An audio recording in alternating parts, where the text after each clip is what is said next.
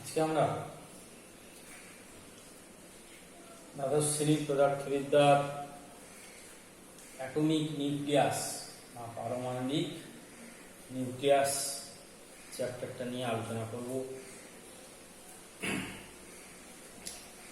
Rutherford তার বিখ্যাত alpha বিক্ষেপণ পরীক্ষা, আলফা পার্টিকেল স্ক্যাটারিং পরীক্ষা দুটো গুরুত্বপূর্ণ সিদ্ধান্তে পৌঁছেছিলেন। বলেছিলেন পরমাণুর ভর এবং আধানগুলো কিভাবে থাকে। তিনি বলেছিলেন যে পরমাণুর যে আয়তন, সেই আয়তনের অত্যন্ত ক্ষুদ্র পরিসরে নিউক্লিয়াস থাকে। নিউক্লিয়াসের আয়তন পরমাণুর আয়তনের প্রায় 10⁻12 ভাগের 1 ভাগ। পরমাণুর যে আয়তন, সেই আয়তনের 10⁻12 ভাগের 1 ভাগ হলো নিউক্লিয়াসের আয়তন। অর্থাৎ ক্ষুদ্র পরিসরে পরমাণুর সমস্ত ভর কেন্দ্রীভূত থাকে এবং বাকি অংশে ইলেকট্রনগুলো বিচ্ছিন্নভাবে থাকে এবং আর বাকিটা হচ্ছে ফাঁকা জায়গা। এই ছিল রাদারফোর্ডের আলফা পার্টিকেল স্ক্যাটারিং বা আলফা কণা বিক্ষেপণ পরীক্ষা থেকে প্রাপ্ত গুরুত্বপূর্ণ সিদ্ধান্ত। এবার আইনস্টাইনের আপেক্ষিকতাবাদ অনুসারে ভর, আইনস্টাইনের আপেক্ষিকতাবাদ অনুসারে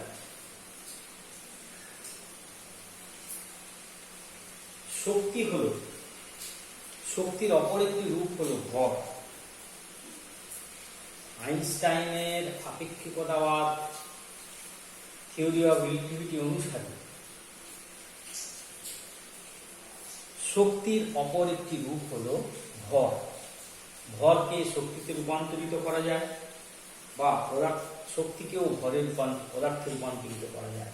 অর্থাৎ পদার্থকে শক্তিতে এবং শক্তিকে পদার্থে রূপান্তরিত করা সম্ভব। এবং আইনস্টাইন বলেছিলেন যদি m ভরের বস্তুকে শক্তিতে রূপান্তরিত করা হয়, m ভরের বস্তু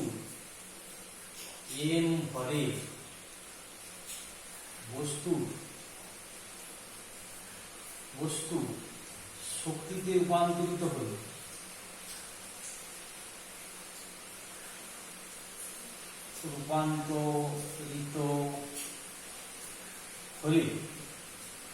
m ভরের বস্তু শক্তিতে রূপান্তরিত হলে যদি উৎপন্ন শক্তি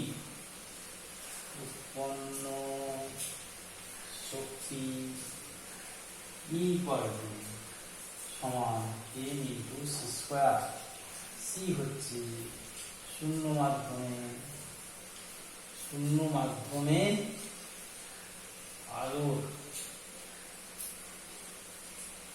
মাধ্যমে আলোর বেগ।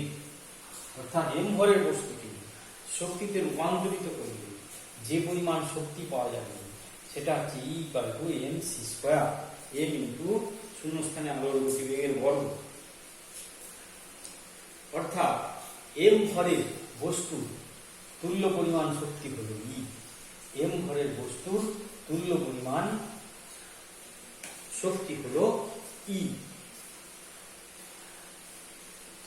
এখান থেকে আইনস্টাইনের আপেক্ষিকতাবাদ তত্ত্ব থেকে ভর ও শক্তির তুল্যতা সূত্রটা পাওয়া যায়। উদাহরণ হিসাবে যদি আমরা বলি যে 1 গ্রাম ভরে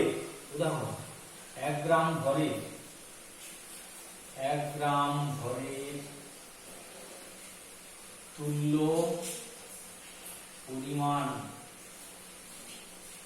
1 গ্রাম ভরের তুল্য পরিমাণ শক্তি হবে এই সূত্র অনুসারে E হবে 1 × c² মানে 3 × 10⁻10 সেন্টিমিটার হোল স্কয়ার, তার মানে হচ্ছে 9 × 10⁻20 আর্ক সমান 9 × 10⁻13 জুল। অর্থাৎ 1 গ্রাম ভরের বস্তুকে শক্তিতে রূপান্তরিত করলে কতটা শক্তি হবে? 9 into 10 to the power 13 joule. একই রকম ভাবে আমরা যদি একটা ইলেকট্রনের ভর কত? একটা electron mass of electron m suffix e কত? 9.11 into 10 to the power minus 28 gram, minus 31 কেজিও লিখতে পারি, মাইনাস 28 গ্রাম। তাহলে ইলেকট্রনের ভরের তুল্য শক্তি, ইলেকট্রনের ভরের তুল্য শক্তি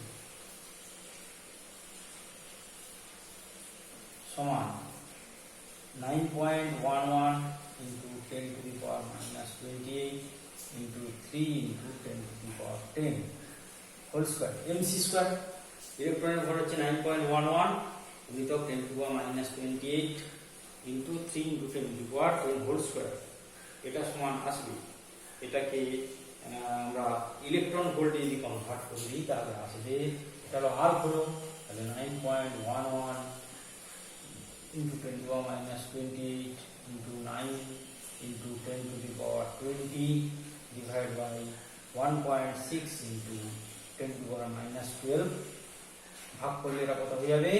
1 ইলেকট্রন ভোল্ট সমান হচ্ছে 1.6 into 10 to the power minus 12 আর তার মানে পাবো আমরা এখানে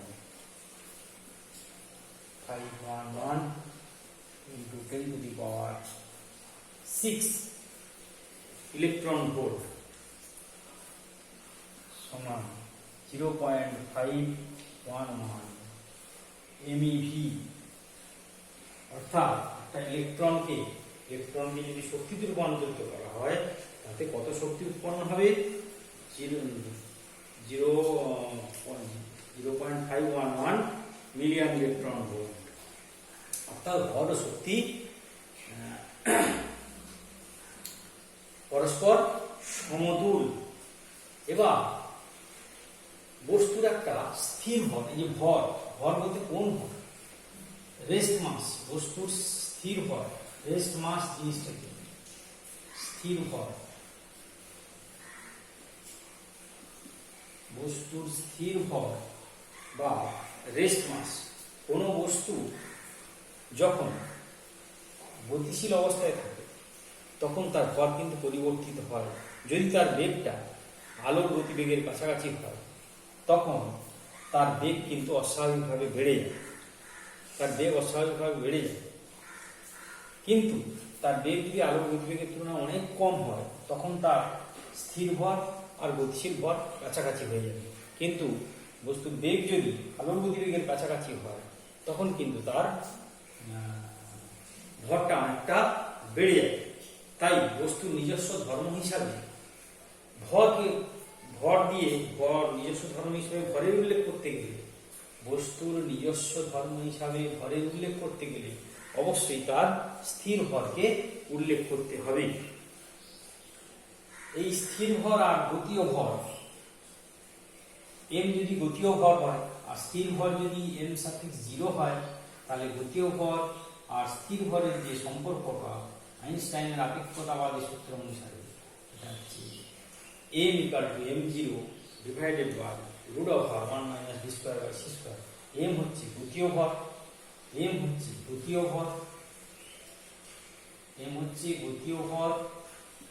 m0 হচ্ছে স্থির ভর, c হচ্ছে আলোর ভেলোসিটি, v হচ্ছে বস্তুর বেগ। তার মানে যদি বস্তুর বেগটা আলোর গতিবেগের কাছাকাছি হয় তখন কিন্তু গতীয় ভর প্রচুর পরিমাণে বেড়ে যাবে, কিন্তু বস্তুর বেগ আলোর গতিবেগের তুলনায় নগণ্য হলে সেক্ষেত্রে গতীয় ভর এবং স্থির ভর সমান হবে। তাই বস্তুর নিজস্ব ধর্ম হিসাবে বস্তুর ভরকে ভর হিসাবে নিজস্ব ধর্ম হিসাবে ভরের উল্লেখ করতে গেলে তার স্থির ভরটাকেই উল্লেখ করা হবে। অর্থাৎ বস্তুর বেগ আলোর গতিবেগের তুলনায় অনেক কম হলে তার গতীয় ভর এবং স্থির ভর একই হয়। এবারে আমরা ভর ও শক্তির একক,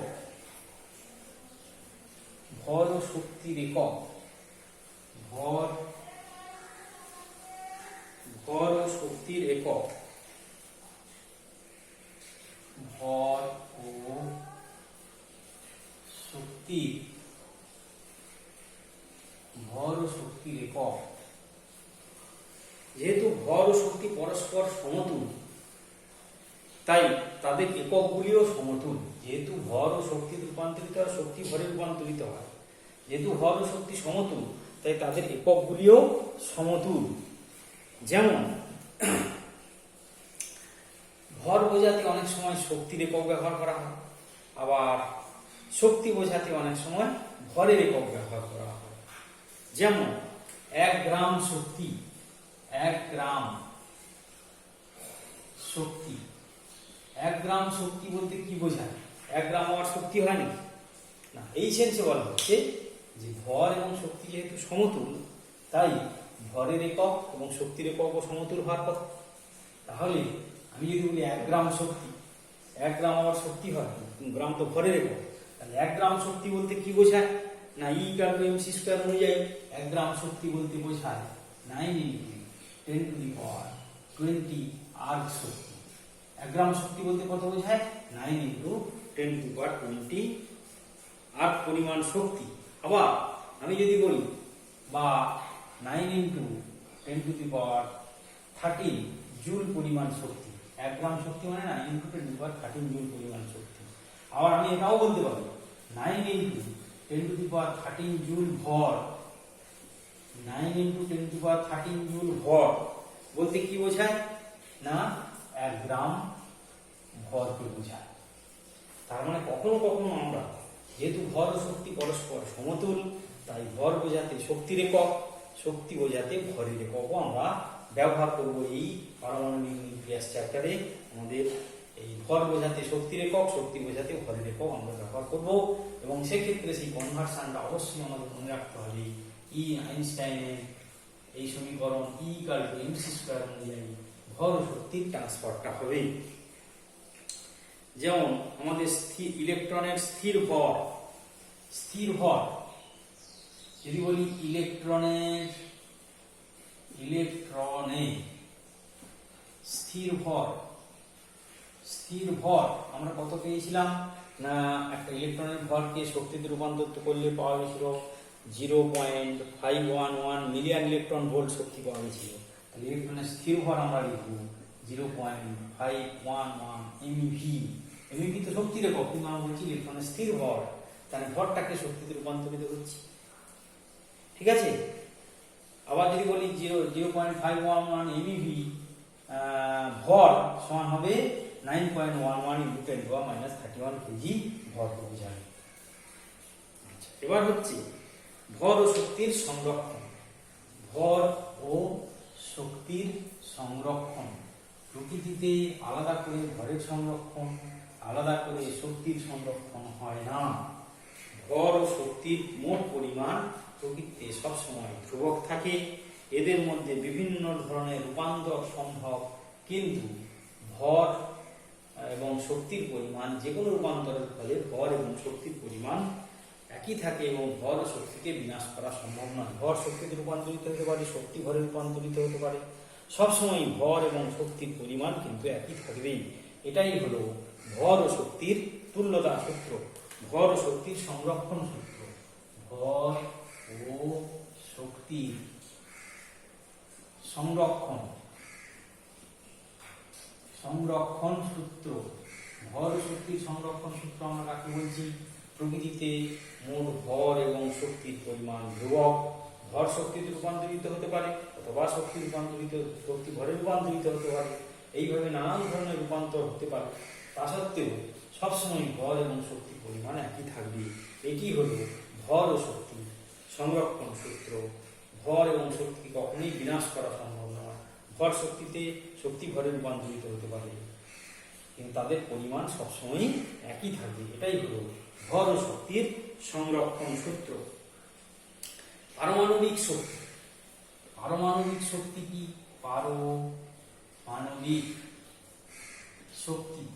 পারমাণবিক শক্তি বলতে কি বোঝায়? না, ভর শক্তিতে রূপান্তরিত হলে যে শক্তি উৎপন্ন হয় তাকেই বলা হচ্ছে পারমাণবিক শক্তি। ভর শক্তিতে রূপান্তরিত হলে যে শক্তি উৎপন্ন হয় সেটাকে বলা হচ্ছে পারমাণবিক শক্তি, এবং এটা হওয়া সম্ভব কেবলমাত্র পরমাণুর অভ্যন্তরে। ভর শক্তিতে রূপান্তরিত হলে যে শক্তি উৎপন্ন হয় তাকেই বলছি আমরা পারমাণবিক শক্তি, এবং এটা সম্ভব পরমাণুর অভ্যন্তরে, এটা সম্ভব, এবং এটাই হলো পারমাণবিক শক্তির উৎস। এবার আমাদের নিউক্লিয়াসের মধ্যে কি কি থাকে? প্রোটন, নিউট্রন এবং কিছু পার্টিকেল থাকে, যেগুলো আমরা প্রোটন নিউট্রন মূল কণিকা হিসাবে ধরবো। এছাড়াও আরো কিছু মৌলিক কণা থাকে। তো আমরা জানি নিউক্লিয়াসের উপাদান, নিউক্লিয়াসের উপাদান, এগুলো আমাদের আগে জানতে হবে জিনিসটা কি। নিউক্লিয়াসের উপাদান কি? না, প্রোটন, নিউট্রন, এই দুটো মূল কণিকা থাকে পরমাণু। এছাড়া আরো কিছু বেশি কণিকা থাকে, কোয়ার্ক, এগুলো থাকে, এগুলো আমাদের এখন আলোচনার বিষয় নয়। তো প্রোটন, একটা প্রোটনের ভরকে যদি আমরা m⁻p বলি, সেটা কত হবে? 9.11 ইন্টু 10⁻31 কেজি ইন্টু 1836।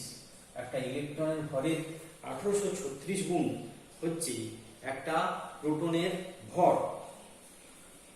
এটাকে গুণ করলে পাবো 1.673 ইন্টু 10⁻27 কেজি।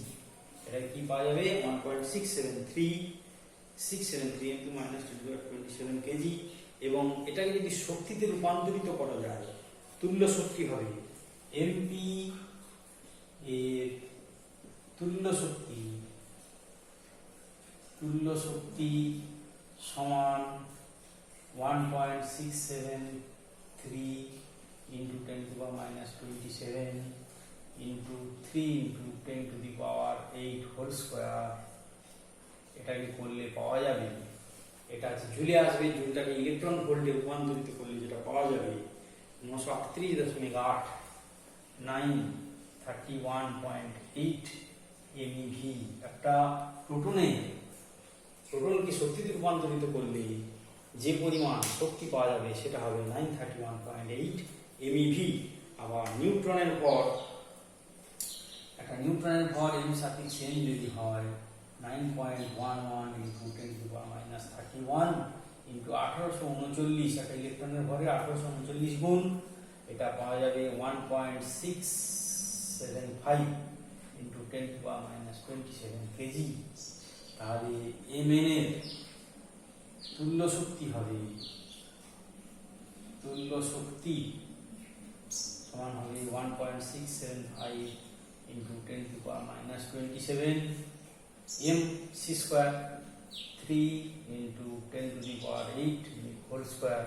এটা হবে 939.8 MeV, অর্থাৎ 939.8 MeV,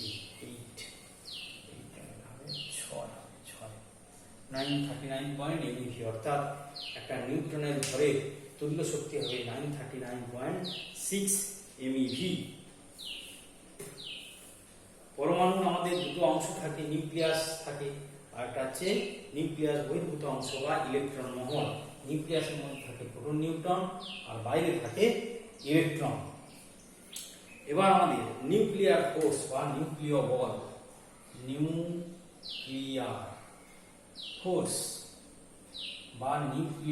কাকে বলে?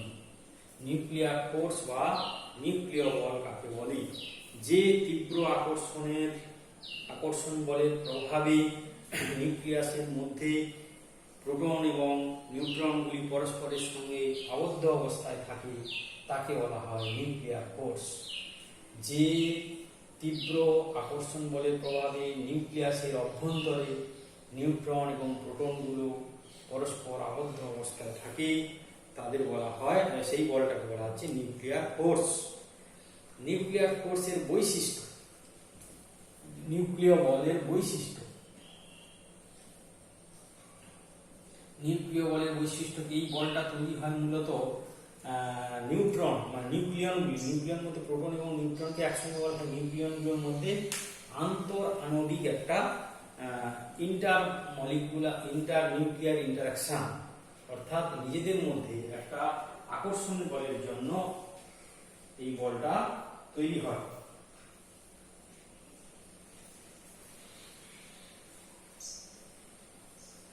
অর্থাৎ নিউট্রন এবং প্রোটনের মধ্যে এক ধরনের আন্তঃক্রিয়ার জন্য এই তীব্র আকর্ষণ বলের সৃষ্টিটা হয়। এক ধরনের কণার আদান প্রদানের ফলে নিউট্রন নিউট্রনে রূপান্তরিত হয়। তার ফলে প্রোটনগুলো পরস্পরকে বিকর্ষণ না করে বিকর্ষণ করার সুযোগ পায় না। সেখানে আমরা জানি যে পাইমেশন কণিকা যেটাকে বলা হচ্ছে, পাইমেশন কণিকা দু রকমের প্লাস মাইনাস দু রকমের হয়। এই কণাগুলোর আদান প্রদানের ফলে খুব অল্প সময়ের ব্যবধানে নিউট্রনে নিউট্রনে রূপান্তরিত হয়। তার ফলে তাদের মধ্যে একটা তীব্র আকর্ষণ বলের সৃষ্টি হয়। সেই আকর্ষণ বলটাই হচ্ছে নিউক্লিয়ার ফোর্স বা নিউক্লিয় বল। এই বলের বৈশিষ্ট্য কি? 1 নম্বর, এটা হলো একটি তীব্র বল, এটা একটা তীব্র বল। 2 নম্বর, এটা হচ্ছে শুধুই আকর্ষণ বল, এটা একটা আকর্ষণ বল। এই বলটা হচ্ছে খুবই তীব্র বল এবং এটা একটা আকর্ষণ বল, এবং এটা আধান নিরপেক্ষ। নিউক্লিয় বল আধান নিরপেক্ষ। নিউক্লিয় বল কি? আধান নিরপেক্ষ। 4 নম্বর, নিউক্লিয় বল শর্ট রেঞ্জ ফোর্স, একটা ক্ষুদ্র পাল্লার স্বল্প পাল্লার বল। এটা স্বল্প পাল্লার বল,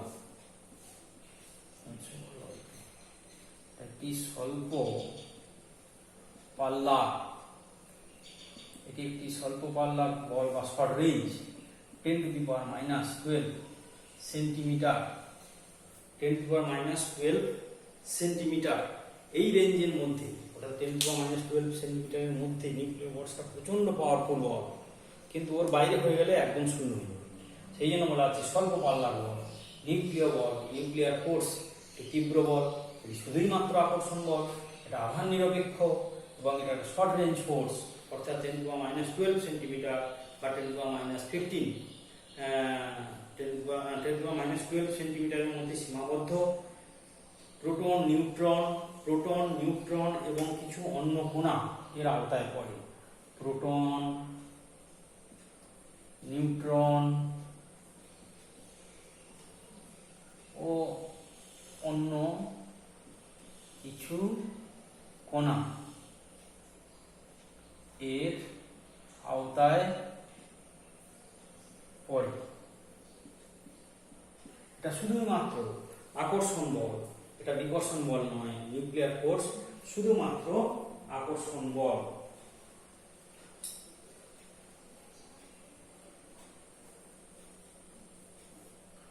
আমরা যে মহাকর্ষ বল বা কুলম্ব ফোর্স করেছি সেগুলো দিয়ে কিন্তু এই নিউক্লিয়ার ফোর্সকে ব্যাখ্যা করা যাবে না। এটা অন্য ধরনের বল, এটা হচ্ছে আধান নিরপেক্ষ তীব্র বল, শুধুই মাত্র আকর্ষণ বল, স্বল্প পাল্লার বল, শর্ট রেঞ্জ, 10⁻12 সেন্টিমিটারের মধ্যে সীমাবদ্ধ। তার বাইরে হয়ে গেলে বলের কোনো অস্তিত্বই নেই। প্রোটন, নিউট্রন এবং অন্য কিছু কণা এর আওতায় পড়ে। এই হলো নিউক্লিয়ার ফোর্স এবং তার বৈশিষ্ট্য। এবারে আমরা আলোচনা করব ইউনিফাইড অ্যাটমিক মাস ইউনিট বা সংহত পারমাণবিক ভর একক। Unified atomic mass unit, unified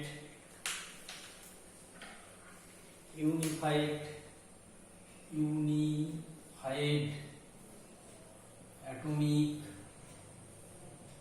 মাস unit, unified atomic mass unit और শুধু ইউ বাংলায় বলা হচ্ছে সংহত পারমাণবিক ভর একক। সংহত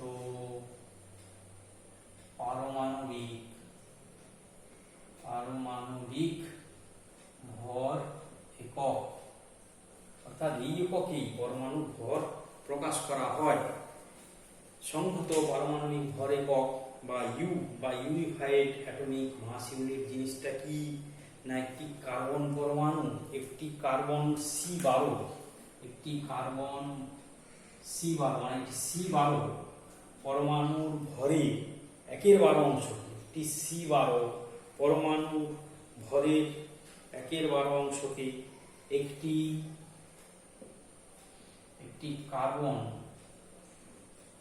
C12 পরমাণুর ভরের 1/12 অংশকে বলা হয় ইউনিফাইড অ্যাটমিক সংহত পারমাণবিক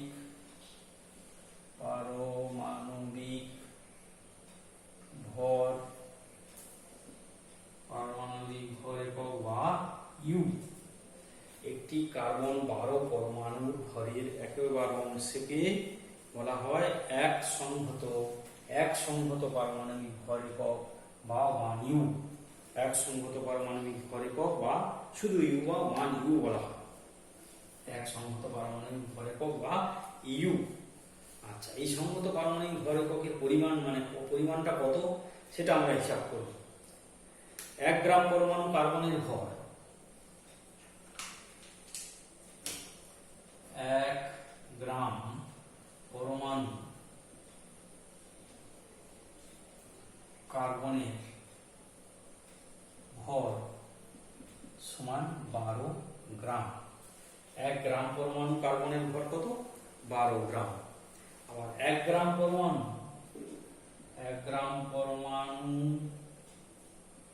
কার্বনে 1 গ্রাম পরমাণু কার্বনে পরমাণুর সংখ্যা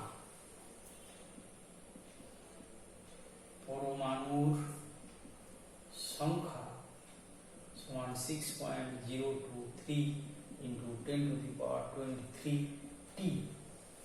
1 গ্রাম পরমাণু কার্বন 1 গ্রাম পরমাণুতে, অর্থাৎ 1 গ্রাম পরমাণু কার্বনে বা 1 গ্রাম পরমাণুতে পরমাণুর সংখ্যা হচ্ছে 6.023 into 10 to the power 23। তাহলে একটি কার্বন পরমাণু, অর্থাৎ এখান থেকে আমরা লিখতে পারি, অতএব একটি কার্বন পরমাণু ভর সমান, একটি কার্বন পরমাণুর ভর সমান 12/6.023 into 10 to the power 23 গ্রাম। 12/6.023 একটি কার্বন পরমাণুর ভর।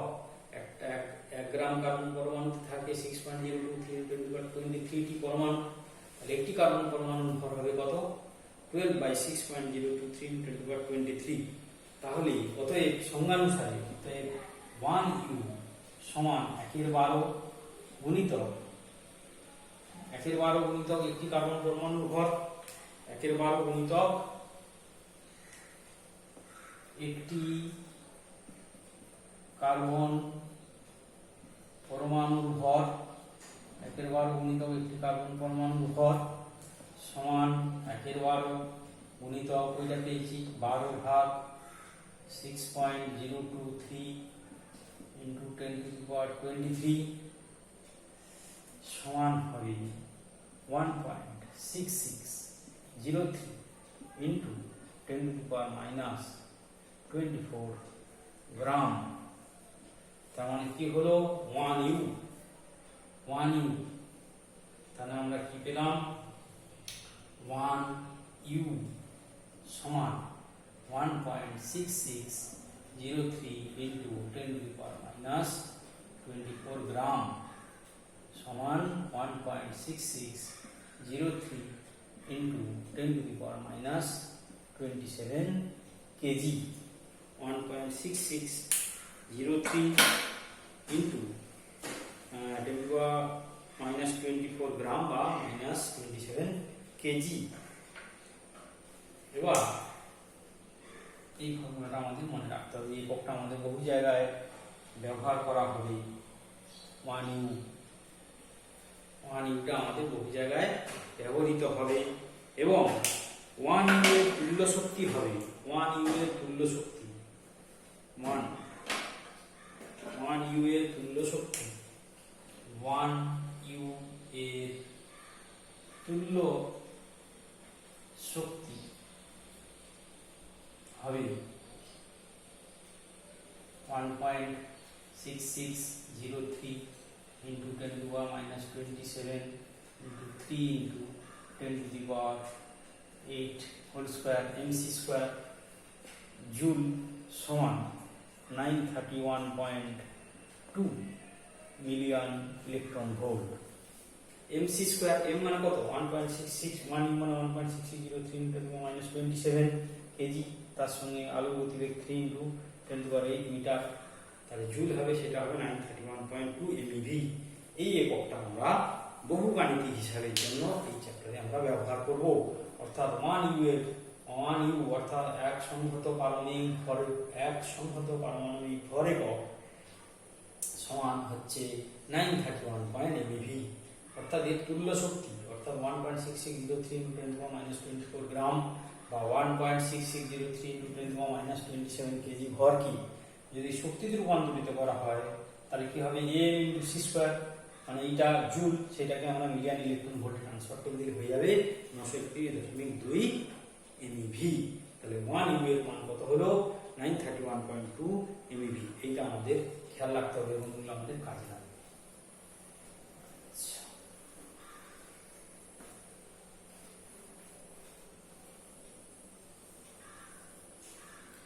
এবারে পারমাণবিক ভর এবং আপেক্ষিক পারমাণবিক ভর।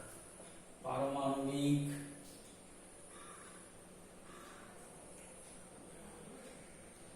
ভর ও আপেক্ষিক পারমাণবিক ভর। পারমাণবিক ভর কি, আপেক্ষিক পারমাণবিক ভর কি? যে সমস্ত মৌলের পরমাণু কোনো আইসোটোপ নেই, যে সমস্ত মৌলের পরমাণুর কোনো আইসোটোপ নেই সেই সমস্ত আইসোটোপের ভরকে বলা হচ্ছে পারমাণবিক ভর। আর যে সমস্ত মৌলের একাধিক আইসোটোপ আছে সেই আইসোটোপগুলির ভরের গড় মিলে যেটা পাওয়া যাবে সেটাকে বলা হচ্ছে আপেক্ষিক পারমাণবিক ভর। যে সমস্ত পরমাণুর কোনো আইসোটোপ নেই তার সেই আইসোটোপের যে ভরটা সেটাই হচ্ছে তার পারমাণবিক ভর। আর যে সমস্ত পরমাণুর একের বেশি আইসোটোপ আছে তাদের আইসোটোপগুলির ভরের গড় মিলে যেটা পাওয়া যাবে সেটাকে বলা হচ্ছে আপেক্ষিক পারমাণবিক ভর। নিউক্লিয় ভর। নিউক্লিয় ভরটা জিনিসটা কি? নিউক্লিয় ভর এগুলো সব ডেফিনিশন, এগুলো আমাদের জানতে হবে মূল বিষয়, তারপর আমরা বিষয়ে ঢুকবো। নিউক্লিয় ভর কি না, একটা পরমাণুর ভর আছে, সেই পরমাণুর ভর থেকে যদি ইলেকট্রনের ভরগুলো বাদ দিয়ে দেওয়া হয় তখন যেটা পড়ে থাকবে সেটা হচ্ছে নিউক্লিয় ভর। নিউক্লিয় ভর সমান পরমাণুর ভর নিউক্লিয় ভর সমান পরমাণুর ভর বিয়োগ ইলেকট্রনের ভর। যে পরমাণুটা আমরা ধরবো তার সাপেক্ষে, হ্যাঁ, একটা যে পরমাণু ধরছে হাইড্রোজেন নাইট্রোজেন, যেই পরমাণু ধরি তার ভর পরমাণুর ভর থেকে তার যত ইলেকট্রন আছে সেগুলো বাদ দিতে হবে। ইলেকট্রনের ভরগুলো বাদ দিলে দেখা যাবে পরমাণুর ভরটা নিউক্লিয় ভরটা পাওয়া যাবে। অর্থাৎ পরমাণুর ভর থেকে ইলেকট্রনের ভর বাদ দিলে পাওয়া যাবে নিউক্লিয় ভর। আচ্ছা, আমরা জানি একটা ইলেকট্রনের ভর আমরা কত পেয়েছিলাম না, ইউ এককে যদি প্রকাশ করি একটি ইলেকট্রনের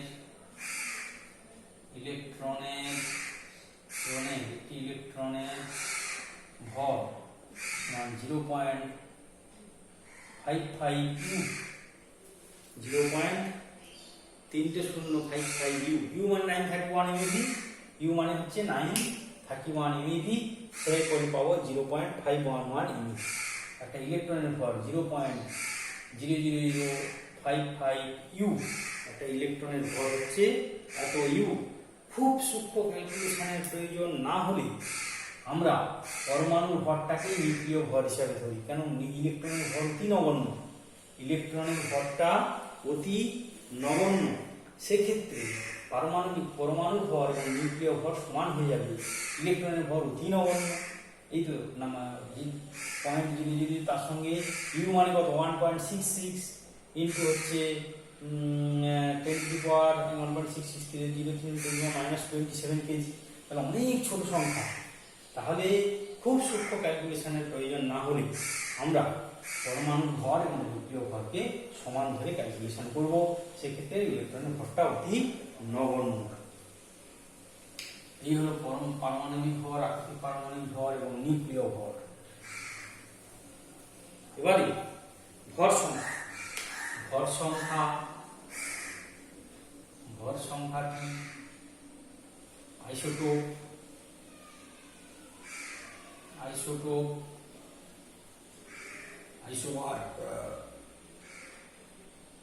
আইসোবার, আইসোটোন।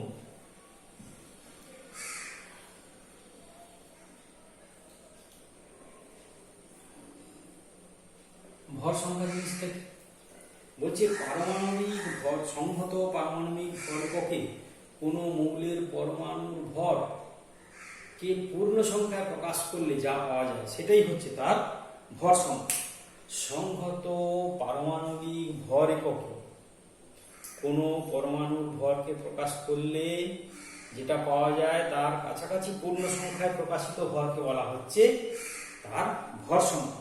সংহত পারমাণবিক ভর এককে কোন মৌলের পরমাণুর ভর নিকটতম পূর্ণ সংখ্যা, কোন পরমাণুর ভরের যে নিকটতম পূর্ণ সংখ্যা সেটাই হলো তার ভর সংখ্যা। যদিও ভর সংখ্যা সমান আমরা জানি পরমাণুতে উপস্থিত নিউট্রন এবং প্রোটন সংখ্যার সমান। ভর সংখ্যা সমান কত হয়? নিউট্রন সংখ্যা যোগ প্রোটন সংখ্যা। এটা আমরা জেনেছি ক্লাস 10 ছোট ক্লাসে পড়ানো হয়।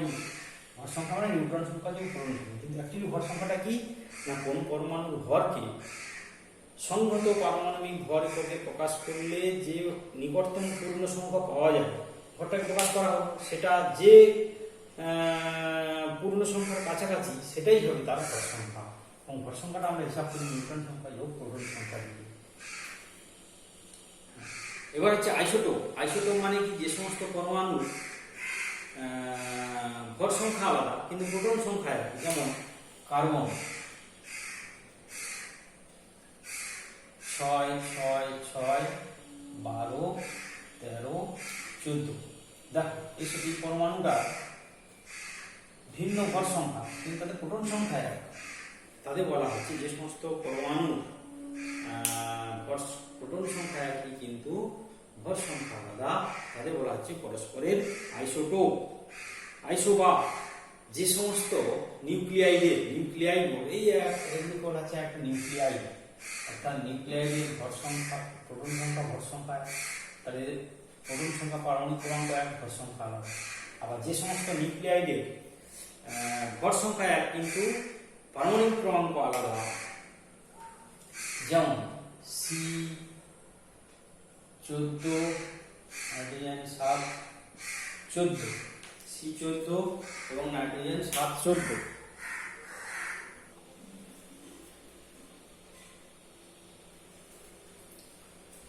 যে সমস্ত নিউক্লিয়াইডের ভর সংখ্যা সমান কিন্তু তাদের প্রোটন সংখ্যা আলাদা, যেমন কার্বন 14, নাইট্রোজেন 714, এটা পরস্পরের আইসোবার। আর যে সমস্ত নিউক্লিয়াইডের নিউট্রন সংখ্যা সমান তাদের বলা হচ্ছে আইসোটোন। যেমন কার্বন 6, 14, অক্সিজেন 8, 16। এখানে নিউট্রন সংখ্যা সমান, এখানে ভর সংখ্যা সমান, এখানে প্রোটন সংখ্যা সমান। এগুলো হলো একটা আইসোটোপ বলছি, একটা আইসোবার বলছি, একটা আইসোটোন বলছি। এবার পারমাণবিক সংখ্যা বলতে আমরা কি বুঝি? পারমাণবিক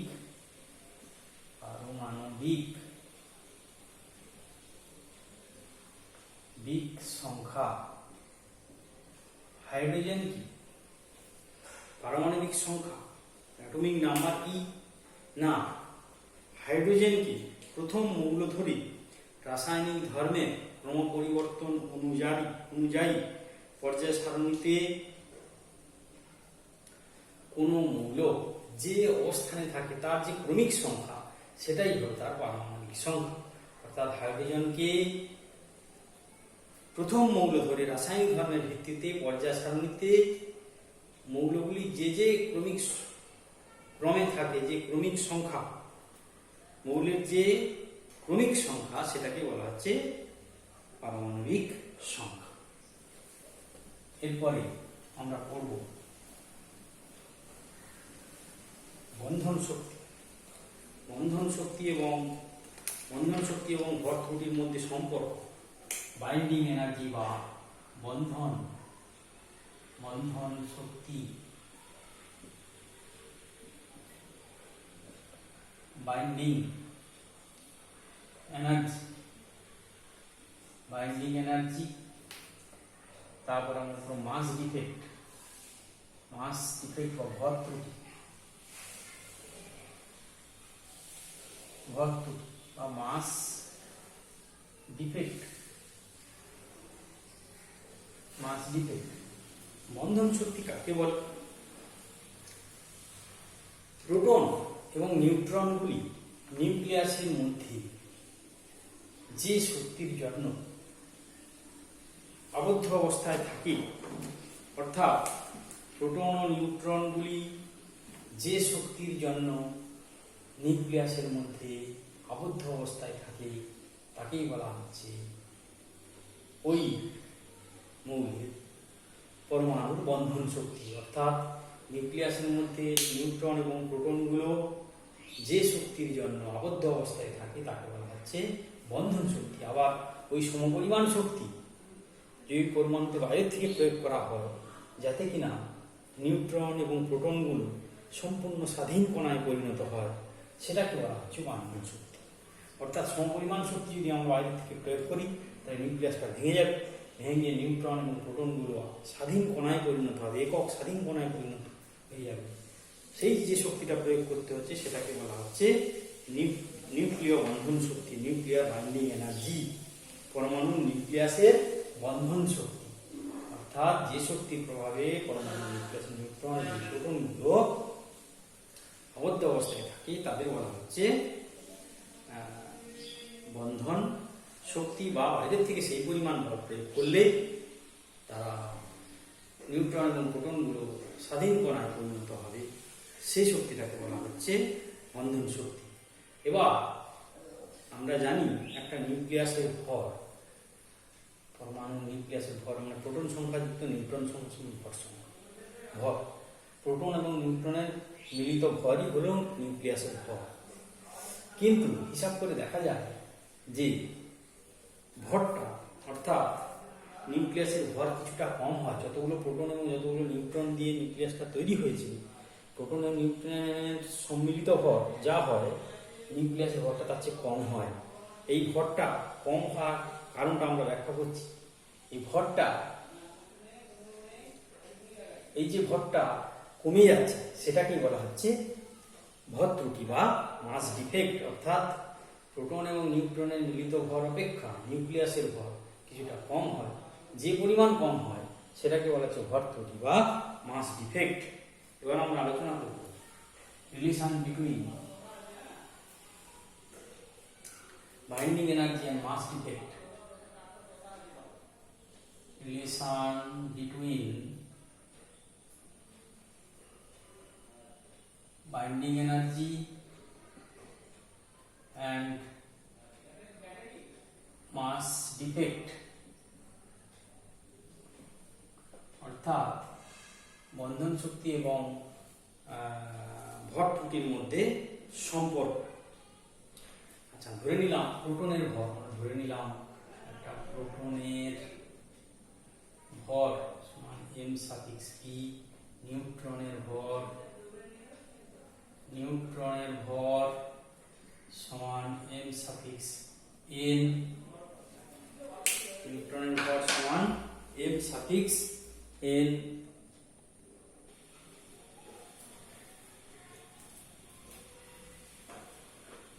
প্রোটনের ভর m সাফিক্স p, নিউট্রনের ভর m সাফিক্স n, এবং ভর সংখ্যা সমান a, এবং ভর সংখ্যা সমান a, আর হচ্ছে নিউক্লিয়াসের ভর নিউক্লিয়াসের ভর সমান m suffix a z। z হচ্ছে z সমান পরমাণু ক্রমাঙ্ক,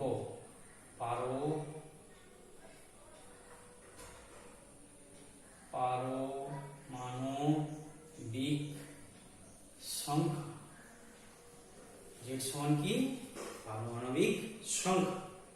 ভর ও শক্তির সংরক্ষণ সূত্রানুসারে প্রোটনের ভর ও শক্তির সংরক্ষণ সূত্র অনুসারে ভর ও শক্তির সংরক্ষণ সূত্রানুসারে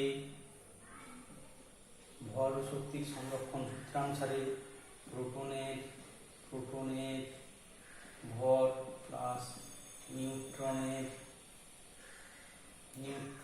ভর গুণিতক সি স্কয়ার ইকুয়াল টু নিউক্লিয়াসের ভর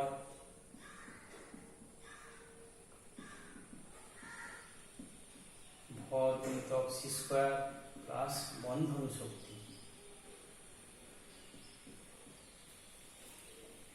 প্রোটনের ভর প্লাস নিউট্রনের ভর ইন্টু সি স্কয়ার প্লাস নিউক্লিয়াসের ভর বন্ধন শক্তি।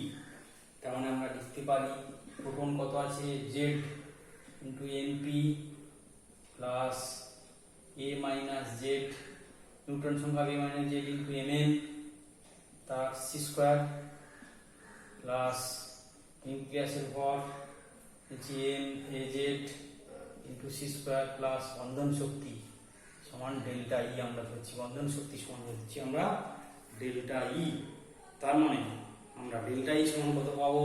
অতএব ডেল্টা ই সমান পাবো z m p plus a minus z m suffix n minus m a z into C square.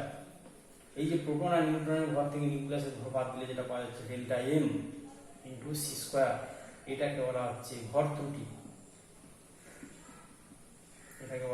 ভর ত্রুটি। অর্থাৎ নিউট্রন এবং প্রোটন মিলিয়ে যখন একটা নিউক্লিয়াস গঠিত হয় তখন তার কিছুটা ভর শক্তিতে রূপান্তরিত হয়, তার ফলে এই ভরটা হ্রাস পায় এবং সেই শক্তি ওটা বন্ধন শক্তি হিসাবে ওদেরকে নিউক্লিয়াসের মধ্যে আবদ্ধ অবস্থায় ধরে রাখে। অর্থাৎ ভর শক্তিতে রূপান্তরিত হয়ে ওই শক্তিটা ওদের নিউক্লিয়াসের মধ্যে ধরে রাখে। অর্থাৎ এক্ষেত্রে দেখা গেল যে পরমাণু যে ভর আর প্রোটন এবং নিউট্রনের ভরের চেয়ে পরমাণু নিউক্লিয়াসের ভর প্রোটন এবং নিউট্রনের মিলিত ভরের চেয়ে যে সংখ্যক প্রোটন এবং নিউট্রন দিয়ে ওই নিউক্লিয়াসটা তৈরি হয়েছে সেই নিউক্লিয়াসের ভর আর প্রোটন আর নিউট্রনের ভর বেশি আর নিউক্লিয়াসের ভর কম। কতটা কম? ডেল্টা এম পরিমাণ কম, সেটাকে বলা হচ্ছে ভর ত্রুটি। সেই ভর ত্রুটি গুণিতক সি স্কয়ার করে দিলে যেটা পাওয়া যাচ্ছে এম সি স্কয়ার শক্তি। এটাই হচ্ছে বন্ধন শক্তি। অর্থাৎ বন্ধন শক্তি সমান বন্ধন শক্তি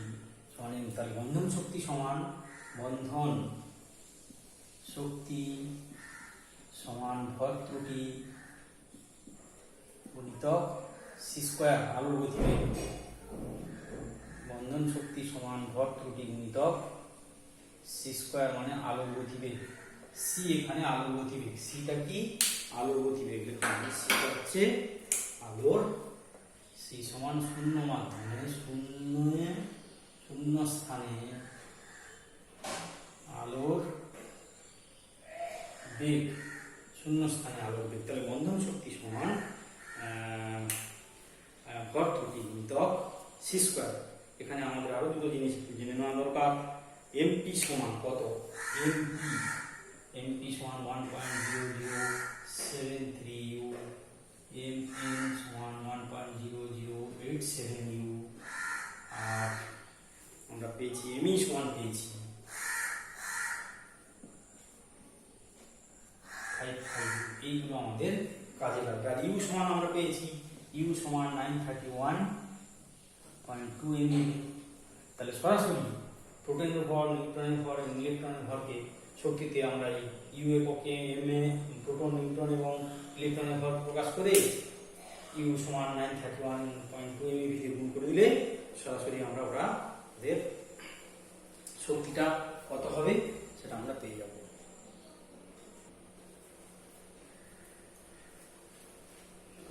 অর্থাৎ আমরা পেলাম বন্ধন শক্তি সমান ভর ত্রুটি গুণিতক সি স্কোয়ার। এখানে যে ভর হ্রাসটা হয়েছে, ভর হ্রাসটা সমান delta M equal to Z M P plus A minus Z into M N minus M A Z.